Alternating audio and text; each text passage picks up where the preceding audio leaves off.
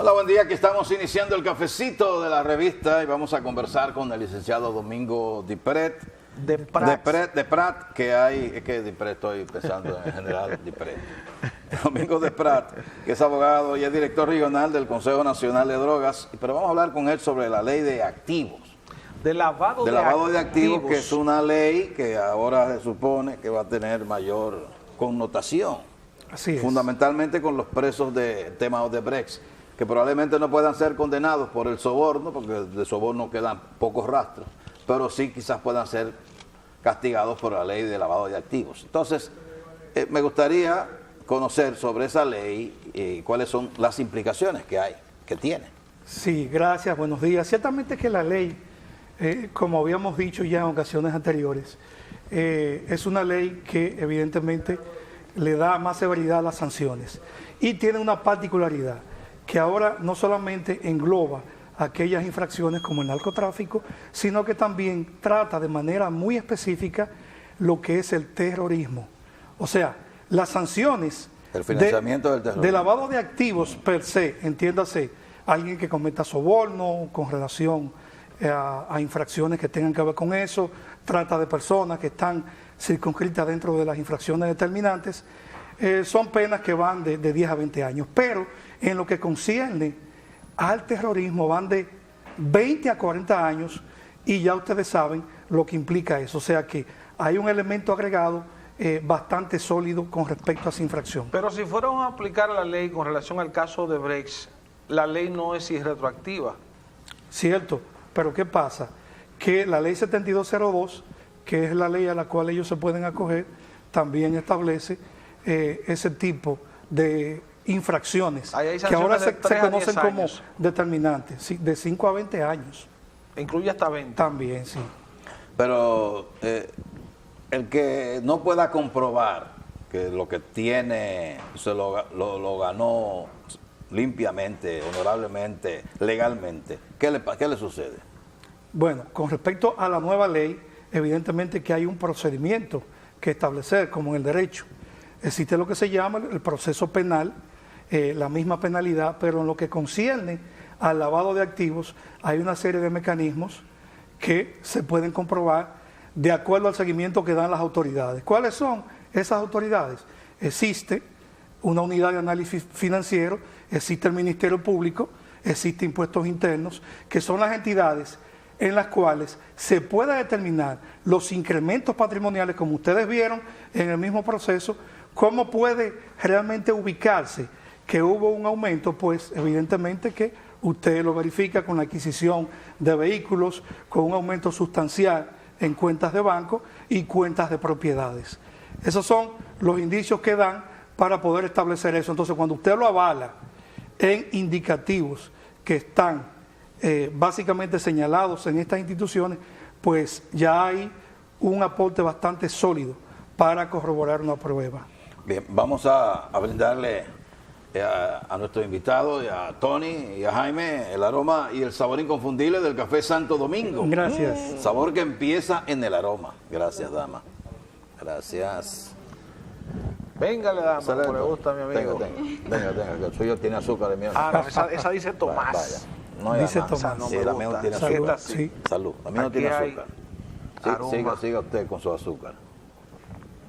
Y sabor. Entonces, La ley 7202 es la ley que le aplicaría a este grupo si se le fuera a inculpar de lavado de activos. pero Establece un monto. Esa ley no fue modificada ahora. Sí. Pero fue es que modificada. Fue modificada y votada ya. es Ya que no es 72. Pero es que la ley no legisla para el pasado. Sí. En el periodo en que No se tiene supone que efecto ellos cometieron retroactivo. los ilícitos, Sí, no pero- estaba vigente la presente ley. Pero no importa, se supone que ahora al investigar los bienes que tienen, si esos bienes no fueron comprados con dinero ganado adecuadamente, eso se va a condenar, se va a juzgar, se va a conocer. ¿sí o no? Bueno, ley de lavado está establecido, está exactamente. Ya tipificado. tendría el Tribunal Exactamente. Constitucional que fallar sobre eso, a ver con cuál de las leyes, si la anterior o la vigente, se le va a juzgar. La 7202 lo que establece son montos por salarios mínimos Sí. como sanción, y obviamente si Impuestos Internos reclama que hubo evasión, habrá que pagarle impuestos También. internos la evasión que se le Pero una preocupación que yo me imagino que tiene mucha gente, y si no la tienen, debieran tenerla, son aquellos que han servido de testaferros. Aquellas personas que tienen propiedades a su nombre, que no tienen forma de demostrar con qué la compraron porque pertenecen a otros. Cierto. Con esas personas, ¿qué puede pasar? Bueno, el testaferro es una figura que puede ser física o jurídica, hay que hacer la diferencia. Física puede ser cualquiera de nosotros. Una persona física y jurídica, o una institución. 2 o más personas ya en una entidad que se prestan a ocultar cuál es el verdadero responsable o propietario de bienes muebles, entiéndase, puede ser un vehículo, pueden ser capitales, activos físicos o inmobiliarios, entonces dan la apariencia de que no pertenecen al verdadero dueño, sino a ellos. Entonces, de eso es una modalidad. El lavado, de reciclar Claro, dinero. claro, entonces el que oculte una propiedad para hacer creer que es de él, pues la pena oscila entre 6 meses a 1 año. Eso es, y multa de 100 a 200 salarios mínimos. No, pero es poco. Yo Es poco. Porque lo que pasa con el testaferrato es que hay modalidades. Cuando tiene una implicación directa en el sentido de que está ocultando la verdadera procedencia de eso, y esa misma persona o sujeto, puede ser un sujeto activo directamente, se mezcla en la misma infracción, haciendo el ocultamiento, ahí sí entra ya en un encasillado diferente, que puede oscilar la pena de 10 a 20 años. Inclusive cuando está tratando de él mismo demostrar que esa propiedad es de él.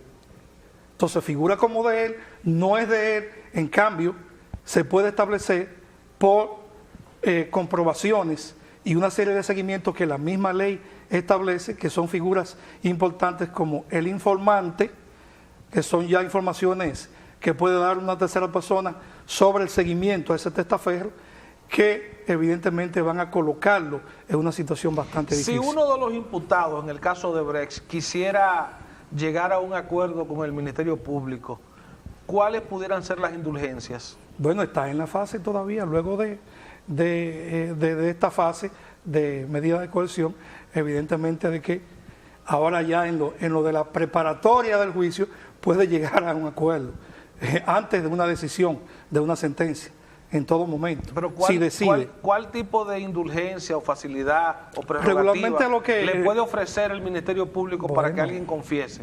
Puede ser simplemente de una sanción administrativa, de una multa o de una pena mínima, 6 meses a 1 año, que es lo que establece el Código. Y la misma ley, 155-17.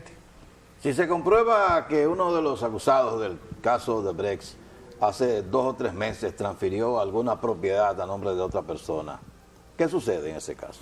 Bueno, evidentemente que hay sanciones, no solamente para el que lo hizo, sino también para el que lo recibe, porque tiene a menos que sea de buena fe. Bueno, eso es un elemento que hay que determinar, la buena fe. Pero como usted, evidentemente, cuando se le vincula y tiene ya, evidentemente, vinculaciones en lo que tiene que ver con transacciones, que usted es un asiduo ente de comercio o de diligencia con esa persona que no es la primera vez y ya ha hecho varias transacciones, evidentemente que la buena fe se le va a caer. Muy difícil que se pueda sostener el elemento de buena fe, que evidentemente si se comprueba que es de buena fe, pues evidentemente que no hay ningún tipo de sanción. Pero ¿cómo se puede establecer que de buena fe una operación que se ha hecho en medio de un proceso judicial? Bueno, eso es lo difícil. El asunto de la buena fe opera regularmente cuando una persona compra un bien.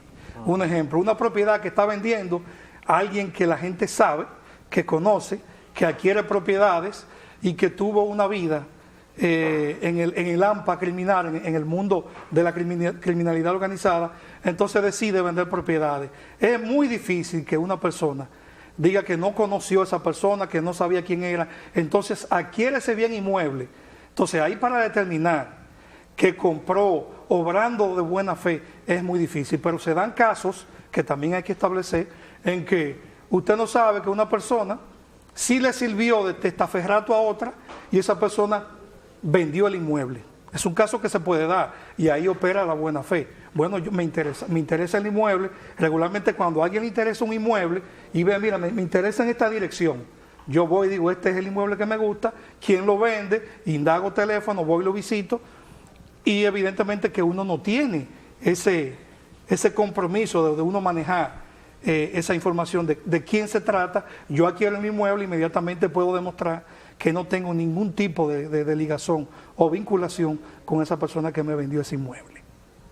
Entonces, ese sería un comprador de buena fe. Sería un comprador de buena fe, pero por eso digo que es difícil establecer una vinculación de alguien que esté asociado y después venga y se desprenda y diga, no, que yo no sabía. ¿Cómo que no sabía? Pues te está dando a ganar dinero. Pero en el tema del lavado es muy común el que el testaferro sea un allegado al causante del delito. Es puede muy ser común. la madre, puede ser la hermana, Familiares. puede ser la amante, puede ser la esposa. Así es. O sea, alguien allegado a la familia, al que yo te voy a poner esa propiedad a tu nombre, Claro que pero sí. tú no tienes manera de demostrar que esa propiedad tú la compraste. Claro que sí. Dentro de la ley hay una serie de preocupaciones.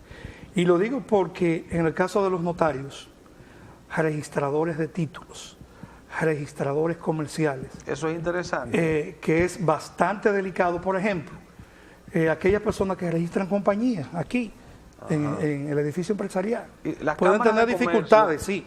Cámara de comercio. Tienen que conocer previamente.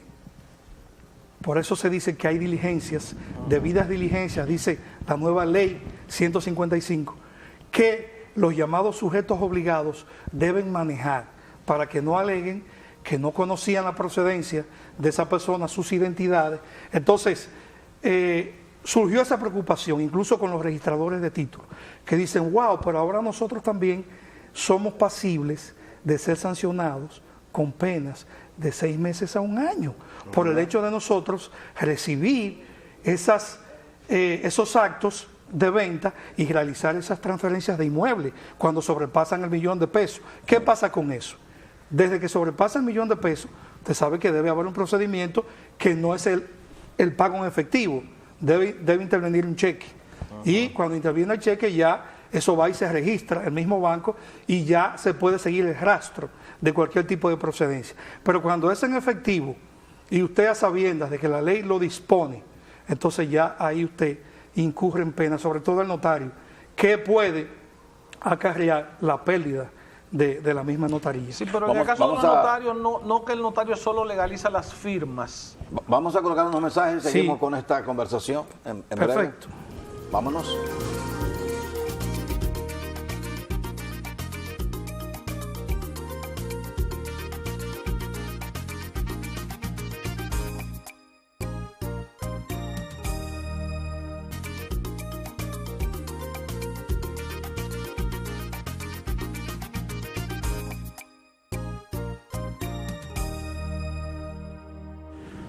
Domingo de Prat está con nosotros, es director del Consejo Nacional de Drogas, pero también es abogado y es notario público y trabaja como Cierto. tal. de Pero lo yo que quiero vive, insistir ¿verdad? en la responsabilidad del notario ante la nueva ley de lavados.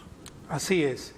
Sabes que hace 2 años prácticamente se promulgó la ley 140-15, una ley que vino a robustecer la función notarial y que vino, hasta cierto modo, a darle al notario un prestigio perdido.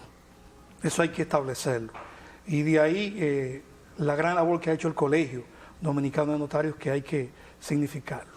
¿Qué pasa ahora mismo con la ley de lavado de activos? Artículo 64, específicamente. Este artículo dispone, óyeme bien, que tanto los notarios públicos como los registradores de títulos públicos y los registradores mercantiles, obviamente que tienen responsabilidad por el hecho de que deben tener en cuenta cuando cierta transacción excede el $1.000.000 cuando se trata de propiedades inmobiliarias. De $500,000 hacia abajo, cuando tiene que ver con mobiliario, entiéndase, venta de vehículos, aeronaves, lanchas y esas cosas, y $450,000 cuando se trata de joyas, prendas preciosas, y en lo que concierne a valores de casinos, juegos de azar, hasta el monto de 250,000 pesos. Entonces, ¿qué viene al caso? Obviamente que estamos en un país donde los precios han ido en aumento, como ha ido en aumento los costos en la misma calidad de la vida, los productos de primera necesidad, y los inmuebles no han sido la excepción, ni el mobiliario. Hoy en día un inmueble que antes te costaba 1 millón de pesos o menos de 1 millón de pesos, te puede costar 2 o 2,5 millones como consecuencia del efecto de la plusvalía, que llamamos en derecho al aumento que puede tener con el tiempo una propiedad determinada. Entonces, pero esto no queda ahí. ¿Qué pasa? Hay abogados, ahí entra no solamente lo del notario, esto también va para el profesional del derecho, para los contables también, que como profesión liberal también tenemos ese grado de responsabilidad. ¿Y cuál es? Por ejemplo, a veces hay muchos que en buen dominicano, como se dice, se pasan de sabroso. Te dan un servicio profesional, pero no se conforman con eso. Te dicen, no, pero yo también te voy a administrar eso, te puedo conseguir. Si veo que tú tienes dificultades, búscate un familiar para yo colocarte ese inmueble a nombre de un familiar tuyo, de alguien, o yo mismo me voy a prestar para hacerte ese tipo de movimiento. Y como yo soy abogado, como soy notario, no se va a notar. Entonces, como decimos también en buen dominicano, reitero, arriesgamos la faja. Y eso pasa. Entonces, en vez de incurrir en las sanciones establecidas para lo que puede violar un notario, que es lo relativo a lo de realizar transacciones cuando exceden el 1 millón de pesos en efectivo, ahí entonces hay una sanción. Entonces yo, en vez de eso, incurro en otro tipo de penalidad al momento de yo convertirme en parte o socio de esa persona, como me ocurre aquí en esta sociedad, donde muchos abogados se desprenden de su condición profesional y también se vinculan a ese tipo de accionar. Entonces ya no es la responsabilidad como profesional, ¿verdad? Sino que entra en una responsabilidad como cualquier coautor o cómplice de esos hechos delictivos. Y cuando el comprador de un inmueble, de cualquier propiedad, es un extranjero, la gestión del notario aún tiene que, sí, traspasar fronteras. Claro que sí, porque ahí entra el pasaporte, ahí entra también, evidentemente, que las indagatorias de qué busca esta persona, qué está haciendo, qué lo motivó a venir al país, dentro de las debidas diligencias que exige la ley 155. Porque, como tú dices, hay debidas diligencias ampliadas, Jaime, que eso es bueno señalar. ¿Por qué hay que ampliarlas? Cuando usted indagando se da cuenta que esa persona está cojeando de un lado. Entonces eso obliga a que usted comunique a los departamentos correspondientes de que usted está trabajándole a una persona y que le confronta dificultades con su identidad y que de allá se le reporta una situación. Ella tuvo un conflicto judicial, entonces ahí la cosa se empeora. Entonces con el extranjero es más difícil. Lo mismo que también queda prácticamente igual con los dineros efectivos, prendas o valores cuando exceden de los $10,000 y son sacados o cuando ingresan al país. Antes, Tony y Jaime, con la ley 7202, tú decías, bueno, se me pasó y no habían penalidades y te lo podían devolver si tú demostrabas la procedencia, pero ahora no. Si ingresaste $10,000 o sacaste $10,000 fuera del país o cualquier tipo de prendas equivalentes a esa proporción, no solamente que lo pierdes, sino que eres pasible también de una infracción penal. Eso es novedoso en la nueva ley 155. ¿Y cuáles son las penas para eso? Pena de 6 meses a 1 año. Ay, chichi. Vamos a los mensajes. Estamos en la parte, ya entraremos en la parte final del cafecito de la revista. No se muevan.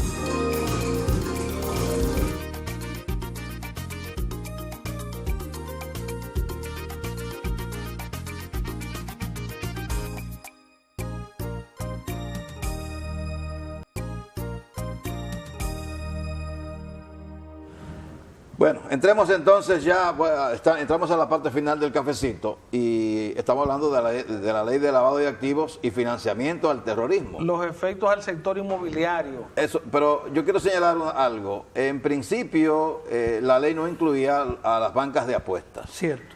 Porque el GAFIT, que es el organismo que regula todo, tiene que ver con la lavado de activos a nivel mundial y que el país es signatario y tiene que hacer lo que diga ese organismo, entiende que son regulaciones a partir de los $3,000. Y una banca de apuestas no aparecía específicamente, pero eso no quería decir que los dueños estaban exentos de cualquier investigación. Ahora se incluyeron la banca de apuestas finalmente, antes de aprobarse la ley se incluyeron la banca de apuestas, pero el procedimiento es el mismo para cualquier persona que tenga que ser investigada. Exacto. Esas bancas de apuestas ahora son consideradas sujetos obligados no financieros. ¿Qué significa esto? Aparte de que deben ser reguladas, oigan esto, deben ser reguladas por Hacienda, por la entidad que fiscaliza las bancas de apuestas que están adscritas al Ministerio de Hacienda. Entonces, lo que tiene que ver con corretaje de seguros están adscritas a la Superintendencia de Seguros. Y así se da con las demás las cooperativas instituciones bajo el IDECOP.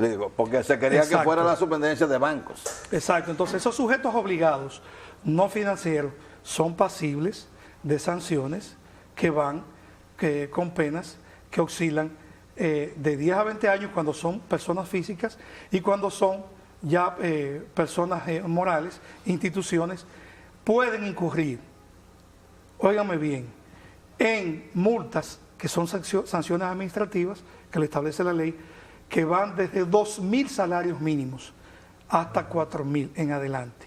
Oigan el aumento e inmediatamente la suspensión y hasta finalización de esas entidades comerciales. No es fácil. Pero en lo que tiene que ver con las compras en efectivo, yo entiendo que eso va a afectar muy fuerte a las empresas que venden apartamentos y casas. Sí, al sector inmobiliario. Hemos hecho esa reflexión. Básicamente el jueves estuvimos en la Asociación de Abogados compartiendo con notarios amigos y evidentemente que esa fue la preocupación número uno que surgió cuando va un cliente y regularmente aquí, sobre todo en Santiago, donde la venta de inmuebles por lo regular exceden de ese monto establecido. Entonces eso va a traer dificultades, obviamente, y sobre todo con el seguimiento que tienen que darle con las debidas diligencias a los clientes.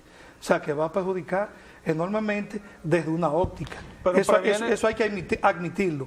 Evidentemente que decían los compañeros colegas que cuando le vaya un cliente a su oficina, por lo regular, con la intención de llevar a cabo ese tipo de transacciones de venta de inmuebles, entonces preocupados dicen vamos a correr el riesgo de perder el cliente, de que no se haga, porque inmediatamente tú le plantees que debe buscar, por ejemplo, girar un cheque para tales fines, pues no se van a sentir bien, van a decir, pero ¿por qué no es efectivo? Que no les gusta que lo estén rigiendo, que le estén dando seguimiento, y de ahí el problema. Pero yo veo que no tanto el problema va a ser el seguimiento. El problema va a ser que en ese tipo de actividades se mezclan, todos lo sabemos, personajes que evidentemente intentan confundir este tipo de acciones, que muchas veces ilícitas, para confundirlo con acciones legitimadas.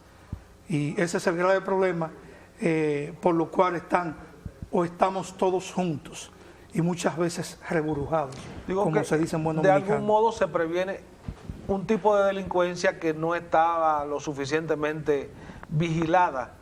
Claro que sí, claro que sí. Y esta ley establece el aumento cuando se trata de la concurrencia de algunos elementos, cuando son 2 o más personas, es el máximo de la pena. Cuando se trata de grupos organizados, cuando usted utiliza un menor de edad, la misma reincidencia aumenta eso. Cuando es una persona que haya ingresado ilegalmente al país, también hay un aumento. Entonces, ¿qué pasa? Existe lo que se conoce, como dijimos anteriormente, el Comité Nacional contra el Lavado de Activos, que también se modificó. Ahora no está regido por el Consejo de Drogas. Ahora pasó a manos del Ministerio de Hacienda y se agregaron 2 miembros más. ¿Cuáles son esos 2 miembros? El ministro de Defensa por el elemento del terrorismo, y evidentemente que el superintendente de valores, por lo que se maneja en cuanto al régimen de valores y correctaje. Pero también estaba incluido el Procurador General de la República también. En la 72 también. Y el superintendente de bancos, de NCD. Porque hay negocios, por ejemplo, el negocio del combustible genera muchísimo dinero en efectivo. Sí. Pero son pocos los negocios que generan millones de pesos en efectivo. Así es. Entonces, el que tenga 10 millones de pesos en efectivo en su casa, óyeme, es para pensarlo. ¿Qué tratamiento le da la ley de lavado a la repartición de los recursos incautados? Sigue el mismo trato que ocurrió con el artículo 33 de la ley 72 y la modificación de la ley 91 al respecto, que establece montos de 25% para Procuraduría, 25% de NCD, 25% del Consejo, 15% para las ONGs dedicadas al tratamiento y rehabilitación, 10% para la policía, pero cuando se trate de infracciones que no tienen que ver con narcotráfico y que solamente interviene policía y procuraduría, se reparten en un 50% cada uno. Pero se estaba hablando de, no sé si se aprobó, no le di seguimiento a eso, se estaba tratando de, mediante ley, establecer que cuando se incautaba un bien y el propietario era extraditado y allá negociaba 5 años de prisión, cuando venía aquí entonces exigía lo suyo. Sí, eso no tuvo grandes repercusiones en ese sentido. De ahí que nosotros hemos propugnado, y la nueva ley así lo dice, que no importa, gracias a Dios, que haya obtenido una decisión favorable por la infracción que haya dado origen al lavado de activos. Puede ser juzgado aquí en el país por lo de lavado de activos, siempre y cuando no haya sido justificada la procedencia de esa propiedad o productos activos del ilícito. Bien, yo creo que está todo aclarado, Sí, licenciado. ¿Usted tiene algo nuevo? Ampliamente. ¿Usted tiene algo nuevo que decir? Preguntar, ¿no? Bueno, esta es la segunda entrevista. Muchas gracias a Domingo de Prat, que es el director regional del Consejo Nacional de Drogas, y con el que hemos estado hablando sobre una ley que se aprobó de urgencia y que todavía como que la gente no conoce mucho de ella, que es la ley de lavado de activos y financiamiento del terrorismo. Cuando el terrorismo, todavía por aquí no hay nada de eso. Sí. Pero lo de lavado de activos, eso es algo muy serio que hay que prestarle atención. Gracias por estar aquí, licenciado. A ustedes. Terminamos con el cafecito de la revista. Sigan con Teleuniverso Alta Definición.